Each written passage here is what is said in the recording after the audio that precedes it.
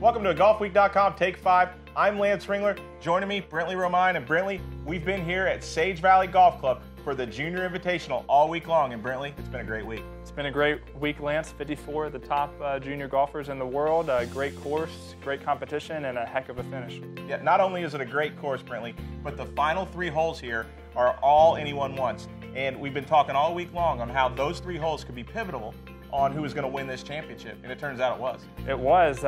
We had 2 players, Scotty Scheffler and Cameron Champ, go down to the wire, tied with 2 holes to play, and ended up being quite the finish. Exactly. Moving along, Brentley, take number 2.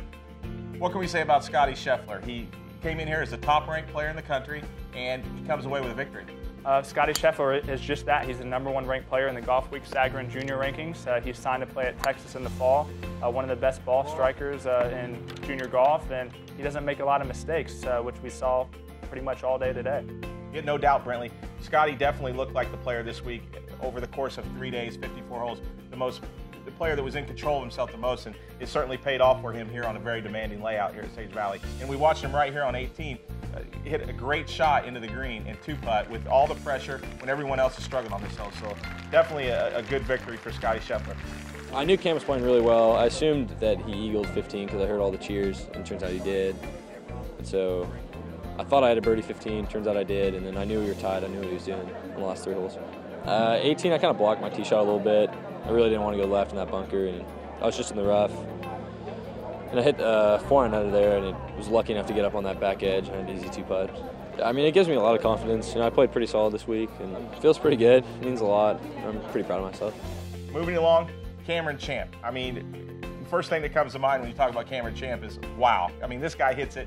I mean, we've seen a lot of players play golf, but how far does this guy hit the golf ball, Brentley? He hits the ball really, really long to kind of give you a hint of how far he hits it. Last year, we had a long drive contest here. I think he carried the ball 345 yards at one of the Dormy holes, and he even left PGA Tour player Russell Henley pretty impressed. So he definitely hits the ball quite a ways.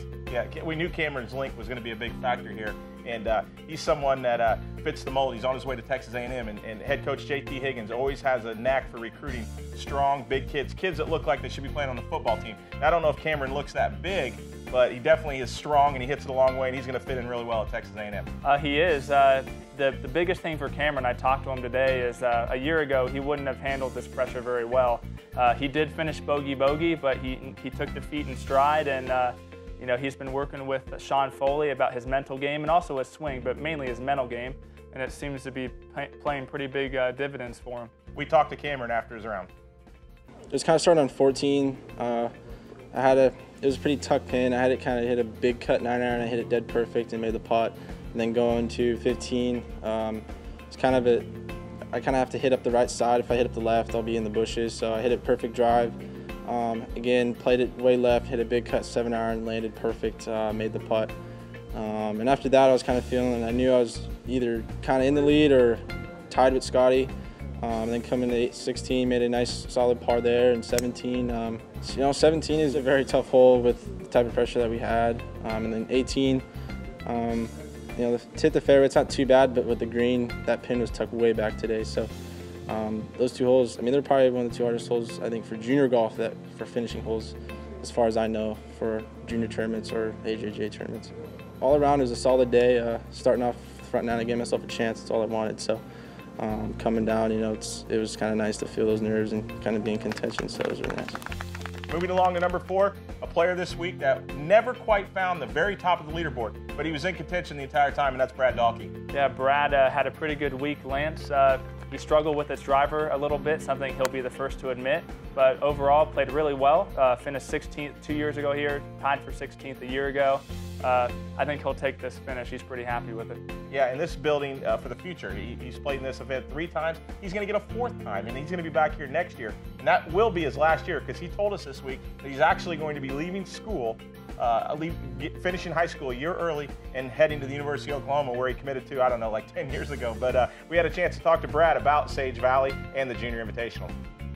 I hit the ball really well all week. It was a good ball striking tournament for me, and lost the driver a little bit this last round, but it was nice to be in contention. It's a cool tournament to be in the last group because you're everybody's watching, and it's a really cool experience. And yeah, it was a fun week that you know, ended off with a good third place finish, but definitely looking forward to next year. It'll be my last year here, so you know, I'm just gonna try to make the most of it and come out here fully prepared and hopefully get a win. Moving along in our final take, Brinley, this is the 4th year for this event. The first year we saw Nicholas Reach win, then we saw Zachary Olson, and last year Carson Young. And not to take anything away from those players, all great junior players and now, you know, finding their way at the next level. But getting a top-ranked player to come here and actually win in Scotty Scheffler, that's a big deal for this event. Yeah, Lance, it really validates this event. It's the #1 ranked event in our Golfweek rankings. We've had players such as Justin Thomas, Michael Kim, Matthew Fitzpatrick, who played at the Masters a few weeks ago. Sage Valley finally gets its premier champion, which I think will go a long way in the years to come. Yeah, no doubt, Brinley. This week's a very special week for these players. If junior golf had majors, this would be one of them. There's no question about it. You know, there might be 4, 5, or 6 majors in the junior golf world, but this would be one of them. It's a great week. Not only is the competition on the golf course outstanding and the course is good, a lot of stuff goes on around the course. I mean, look at some of the speakers in there. George Bush, this year Gary Player, Jack Nicklaus in the past, you know, some of the players. It's just an awesome event and one that I know everyone looks forward to, especially me, and I know you, and look forward to coming back next year. Yeah, I look forward to being back, Lance. All right, Brinley. For continued coverage of junior golf, check out golfweek.com on a daily basis.